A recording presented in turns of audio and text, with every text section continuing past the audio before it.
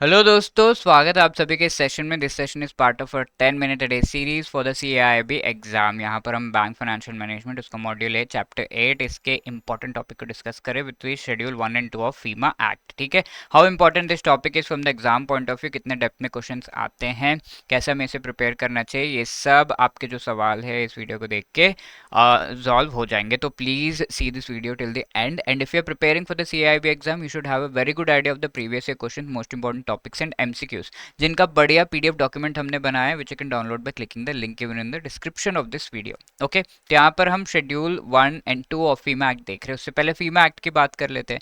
ये 1999 में लाया गया था। ऑब्वियसली ये इससे पहले फॉरेन एक्सचेंज रेगुलेशन एक्ट था which was a draconian act. ये क्रिमिनल लॉ था जो कि अगर आप छोटा सा भी मिस्टेक इश्यू कर देते हैं और उसके प्रोविजंस को कंट्रवीन करते हैं तो you will be awarded a very big punishment. ठीक है, तो it is like killing a mosquito with the gun. ठीक है, तो ये तो सही चीज नहीं है। तो इसको लिबरलाइज किया गया थोड़ा 1990s के बाद एंड 1999 में फीमा एक्ट को लाया गया, जहां पर उसके जो बहुत ही स्ट्रिक्ट लॉस रूल्स थे, प्रोविजंस थे, उनको थोड़ा लिबरलाइज किया गया फीमा एक्ट के तहत। अब फीमा एक्ट का क्या इंपॉर्टेंस है, अब ये एक सिविल एक्ट बन गया है जहां पर आपको बहुत ही strict rules and regulations follow करने की जरूरत नहीं है।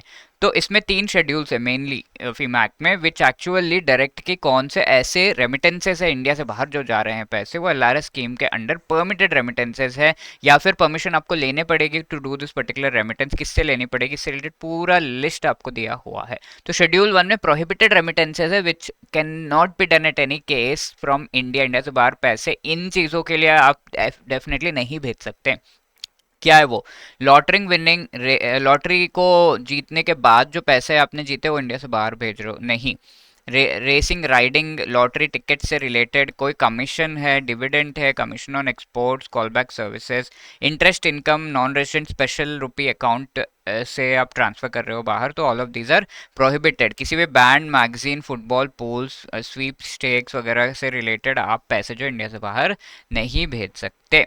Okay, these are prohibited remittances and keep that in mind. ये क्वेश्चन अगर एग्जाम में आता है कि ये जो चीज़ें हैं इनसे रिलेटेड जो रेमिटेंस है, can you do that, is it permitted, is it not, ऐसा क्वेश्चन आता है तो you should definitely say it is prohibited remittance.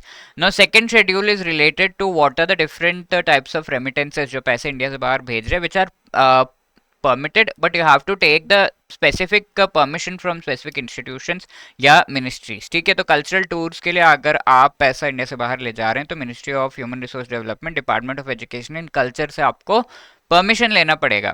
Also advertisement in foreign print media, कोई foreign investment, international bidding, tourism से related state government या public sector undertaking कर रहा है तो किया जा सकता है, but ministry of finance, department of economic affairs से परमिशन लेना पड़ेगा।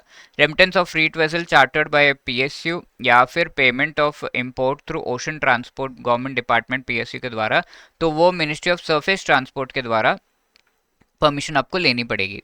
Multi modal transport operators making remittance to their agents abroad. ठीक है, मल्टी मॉडल ट्रांसपोर्ट ये भी इससे रिलेटेड भी आपको रजिस्ट्रेशन सर्टिफिकेट लेना पड़ेगा डायरेक्टर जनरल ऑफ शिपिंग से।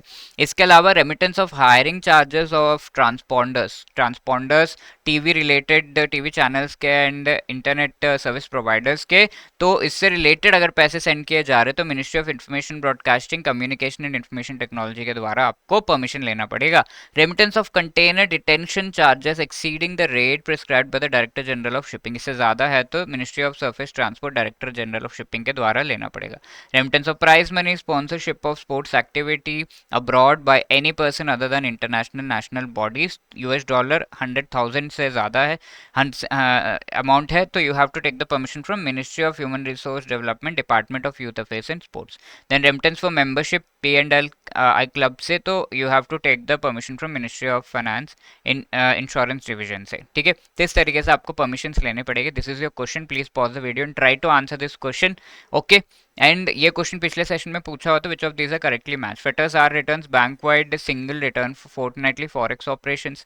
Balance statement nostro vostro account में क्या बैलेंस है इससे रिलेटेड बैंक जो है आरबीआई को रिपोर्टिंग करते हैं। Stat 5 data on the FCNR B deposit से, तो all the 3 are correct, so 1 2 and 3 D would be the right answer for this question. If you have answered D you have answered it absolutely correct.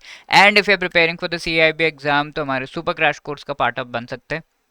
Although 2 exams तो almost हो ही गए हैं, बाकी 2 के लिए ABF M BRBL के लिए you can join this course.